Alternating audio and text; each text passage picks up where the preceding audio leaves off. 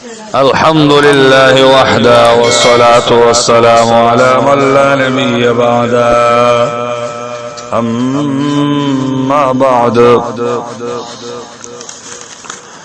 والمؤمن من أمنه الناس على دمائهم وأموالهم کتاب شروع زاد الطالبین پای کی هغه مختصر جملې د احادیث ذکر کېدلې خاص کر هغه جملې چې هغه متعلق وي جمله اسمیه پورې والمؤمن مؤمن مناسوک ته امنه الناس چې امانتداري وګڼي خلق علی دمائهم بخلوینو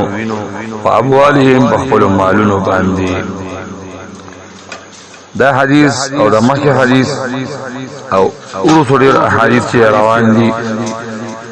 دا اصل کی یو حدیث تے او باقی کی دا جملی چی ذکر دی دلتا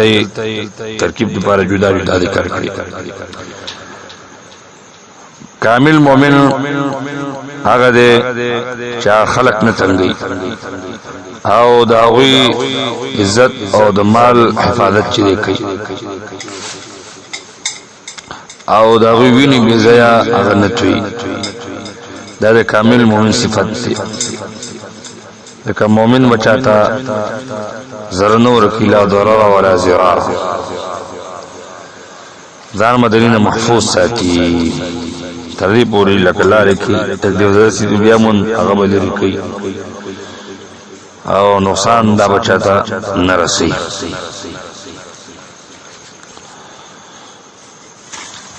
مؤمن دا آمن ابن ایمان نمخ کی دری وضحات شو صغر اسم فاعل آمنه الناس آمنه یأمنو دا باب سمعا یسمعون دی الناس دا دی فاعل دی او على دمائهم دا جمع دماء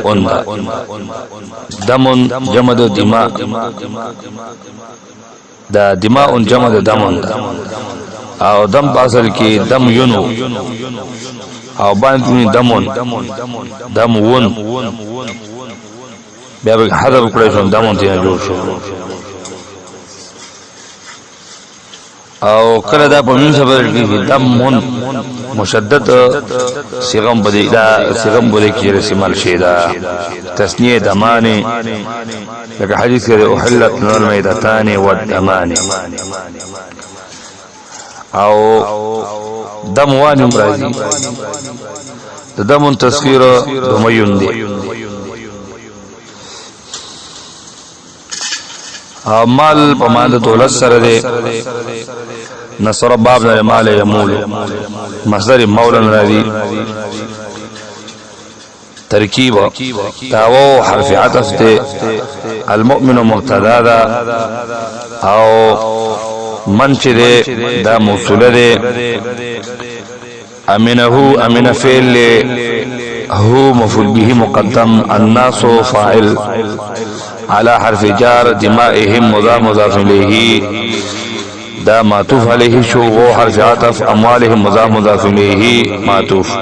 معطوف سره معطوف علیه نه دا مجرور د جار سره مجرور متعلق شو امینه پوری امینه فعل سره د فاعل سره د مفعول به سره د متعلقه دا جمله فعلیه خبریه سله شو د من موصول سره سله قلنا دا خبر شو د پاره د مبتدا سره خبرنا دا جمله اسمیه